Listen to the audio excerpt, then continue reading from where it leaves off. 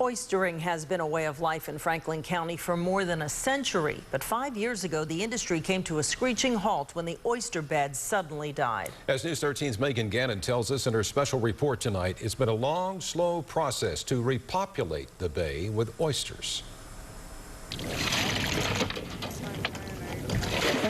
Where is this industry at now, 5 years later? It's struggling industry. It's a struggle that began almost overnight. The famous Apalachicola oysters dried up, and no one seemed to know why. All they knew was without oysters, they didn't have jobs. Well, it got bad enough I had to find another job to go along with this. It just got hard to make a living at it. Some people couldn't. In 2012, the federal government declared a fishery failure in the Apalachicola Bay. The state and federal governments launched studies to find out what caused the oyster deaths.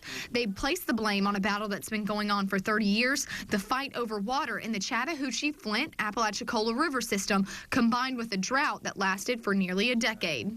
We have been pinpointed down to a handful of bars that's been producing. Now, this right here is the Apalachicola River Delta. Now, this is where fresh water from the river meets the salt water from the bay, creating the perfect environment for oysters to grow. But there is no perfect combination of fresh water and salt water to make the oysters grow, but extended periods of drought on both sides of the estuary can lead to disaster for the oysters. When we had our last drought, we was up as far as 16, 17 miles upriver catching saltwater fish. The drought was compounded by the Army Corps of Engineers allowing Atlanta to siphon off too much of the fresh water from Lake Lanier, meaning less coming downstream to the Apalachicola Bay. Oysters are very adaptable to changes in their environment, as long as those changes are not on the extreme side of salinity, either low or high, and for long periods of time. The high salinity alone did not cause the oysters to die, but it created other factors like the organism Perkinsus marinus, which is what creates the oyster disease dermo. So warm water, high salinity conditions for long periods of time allows the dermo disease to really proliferate and cause high mortality in oysters. If we don't fix it, we may as well just do away with it, you know. And if we don't get the water, this won't even be here. The good news is the drought has eased, fresh water has been plentiful, and life is returning to the bay. We're starting to see more from the west starting to work, starting to come back. That's like daylight, you know. I mean, it's something to look forward to. It's the future. But with no water usage agreement, the health of the bay is tenuous at best.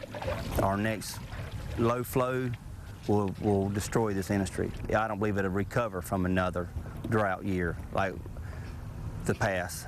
And that has oystermen who now earn about half of the $2,000 a week they used to make, wondering about their futures. Trying to just pay the bills, make a little bit of a living, and eat every now and then. We don't eat all the time, but every now and then. Because there's no putting up money to save, because it takes every dollar that day to make it. And while others have left the industry to seek more secure jobs, those who stayed say they wouldn't want to be anywhere else. I've been here, like I say, since I was 8 or 9 years old doing it.